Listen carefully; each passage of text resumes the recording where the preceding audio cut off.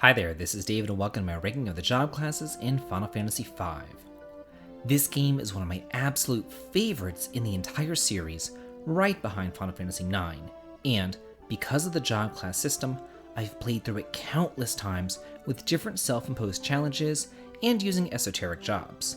But here I'm going to be ranking all of the jobs based on their sheer power on a first-time casual playthrough of the original game. I won't be including the 4 additional jobs that the Game Boy Advance remake introduced. Also, I'll be dividing the jobs up into 4 different tiers based upon their overall usefulness and power level throughout the game. So, let's get started. Beginning our list, we have the Basic Bitch tier, which are jobs that are just not useful in any situations whatsoever and you really should avoid like the plague. Number 21, the Dragoon. I truly believe that this may well be the absolute worst job in the game.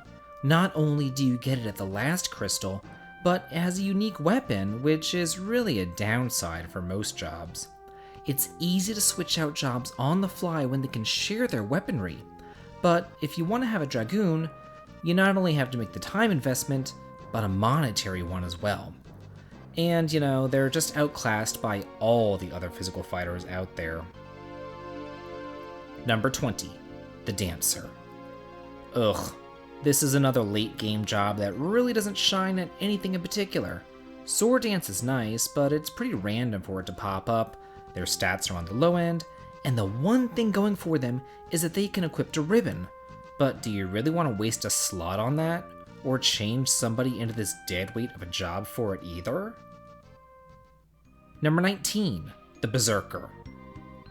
Here we have an odd man out. This game is built on strategy, knowing when to equip certain skills and when to change jobs. However, with the Berserker, all you can do is attack. That's it. Yeah, he's strong and he's fast, but is he good? No. I'd rather have the basic knight or monk in the party instead because at least they can use items or something. Number 18, the Time Mage. This poor guy is the definition of the bottom of the barrel caster. I can see what they were trying to do with him.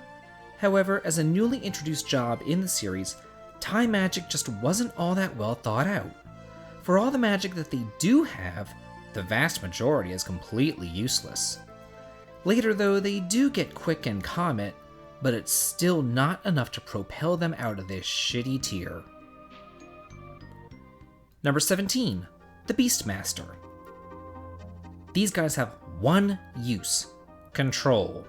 And the thing is, control doesn't really even benefit them, it benefits an entirely different job, the Blue Mage. So this guy actually has nothing going for him except to prop up another already ridiculously powerful job. Not to mention that it has a crummy unique weapon in the whip.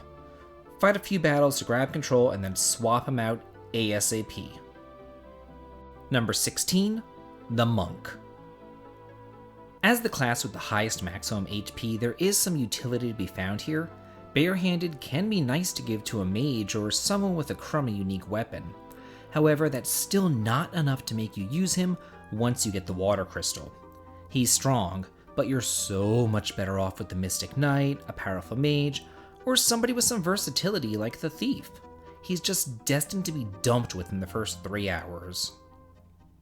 Number 15, the Knight. Could this guy be any more by the book? Here we have Paladin Cecil minus the white magic. He can attack with swords, equipped heavy armor, cover, and guard. But that's it. The only thing that makes them better than the rest on this tier is their passive cover skill. And do you really want to waste AP on junk like equipped sword or shield? I don't think so. With those 7 basic bitches out of the way, we can move on to the Boy Next Door tier, which has classes that are just okay and useful in certain situations, but you'll drop when you see something prettier come along. Number 14, the Red Mage. Red Mages seem to have balancing issues. In the first game, they are easily the absolute best class. However, in this game, not so much. They're good for the first world, but the second that you reach the second world, they've outlived their usefulness. I mean, being able to cast both black and white magic is nice, but only having access to level 3 spells is horrible, and it will literally take you the entire game to learn dual casting. It's just not worth it. Number 13, the Geomancer. Sometimes I like to use Earth as a secondary skill on my casters for long dungeons, so that they're able to inflict magical damage without costing any MP. However, due to the random nature of it though, you're better off using spells during boss fights. Also, the less said about the trash tier bell, the better. Just quickly grab the 25 AP that you need for Earth for your casters, then move on, because things like sensing traps are just about the most situational skill known to man. Number 12, the Bard. For whatever reason, I really do like the Bard class on the rare occasions that they do appear. Something about having a dedicated support class just speaks to me. However, like the vast majority of unique weapons, the harp is absolute gutter trash. Songs, however, can really come in handy. Things like regeneration, extra power or levels, and especially Requiem for destroying undead can be really fun to play around with. But again, it's all just so situational. Number 11, the Chemist. This was the class that I probably had the hardest time ranking because its use depends solely on how much time that you want to invest in it, or if you have a guide. Without a guide, it's nothing but trial and error with some really crummy skills. But if you do, you're looking at the one class that can easily break the game wide open with his mixed skill. For the most part though, a casual player will just waste his time with a sorry excuse for a white mage. Number 10, the Thief. While the job class itself is pretty terrible, the skills that it can impart are invaluable. At the beginning of the game, up until about the fire ship, they're great, with really useful passive abilities such as Alert for preventing back attacks, seeing secret passages, and dashing, not to mention the ability to steal. There's just so much utility here that I normally keep a Thief around until I can learn Mug. Then though, I do drop it for something else. However, the passive skills will be useful for the entire game. Well, now we're really getting into the good stuff with the Daddy Warbucks tier. Those jobs will make your life so easy, yet you still yearn for more. Number 9, the Black Mage. With just about every boss in the game having an elemental weakness, the ability to cast black magic is infinitely useful. However, the stats of the job obviously suck, but it's so nice to have as a secondary ability to make short work of just about anything that you come across. It's really nice that it doesn't take long to learn the level 6 spells either, so you can easily knock it out in the first world. Number 8, the Summoner. You get black magic at the first crystal and summon magic at the second crystal, and this is a great supplement because it does take quite a bit of time for summon magic to catch up with black magic. However, whereas black magic is strictly attacking, summon magic has some really nice utility. So I would honestly rank these two jobs as just about equal, with summon magic getting the slightest edge. Number 7, the Mystic Knight. Beating out both of the aforementioned elemental casters is this class.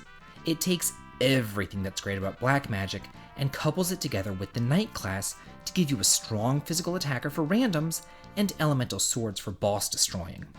To sweeten the pot though, you get him at the second crystal and then you can last through the entire game if you want. Number 6, the Samurai. This guy is seriously the only good Earth Crystal job. He actually has good unique weaponry and some pretty cool skills to boot. Not only is he a fantastic physical fighter, but he gets Coin Toss, which is the number 1 best damaging move in the entire game. You can literally beat all the super bosses in under a minute by just having everybody continually coin tossing. And finally, now we have the Ryan Reynolds tier, which are jobs that are absolutely gorgeous and perfect in every way possible. Number 5, the Mimic.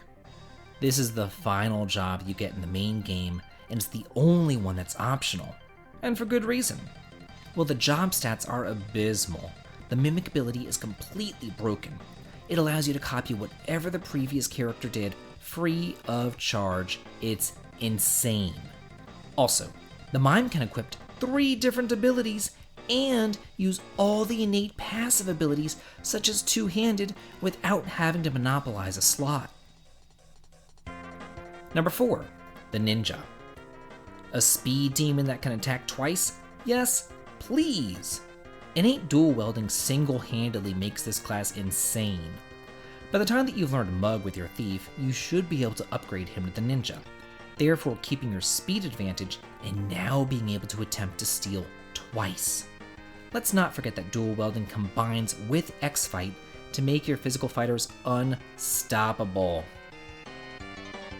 Number 3, the Ranger. Well, speaking of X-Fight, here's the job that makes it possible. Attacking 4 times per round. Not only does this unassuming archer have access to bows, which is actually a really nice unique weapon, but upon mastery, you get pretty much the best skill in the game. Basically, it lets you attack 4 times per round for half damage, and then you can combine this with the ninja's dual welding to be able to slice and dice 8 times. Let the carnage ensue. Number 2, the Blue Mage. Good lord, this guy is good. He can do just about everything right. Not only is he the strongest mage type character, being able to equip swords, heavy armor, and shields, but blue magic is beyond overpowered here. Yeah, learning it can be a royal pain, but once you do, he can steamroll anything in his path with powerful attacks or heal up the party with White Wind. There's nothing that he can't do, and you get him right at the beginning of the game. And number 1, the White Mage. Here's why the White Mage is number 1, because pretty much every other class in the entire game is dedicated to dealing damage. The White Mage, though, is just about the only class that isn't. It's instead focused solely on healing. I really think that the only other class that might be able to replace him would either be a Blue Mage after getting White Wind, or maybe a Chemist, if you know what you're doing. But just as Rosa was essential in Final Fantasy IV, the White Mage is indispensable here as well. Well, that's it for the jobs of Final Fantasy V Ranked. I hope that you guys enjoyed this video, and how would you rank the jobs? Do you agree or disagree? If you like this video and what I do here on the channel, please consider supporting me on Patreon. The link to it can be found in the video description. And if you like this, please like, comment, and subscribe, and have a good day.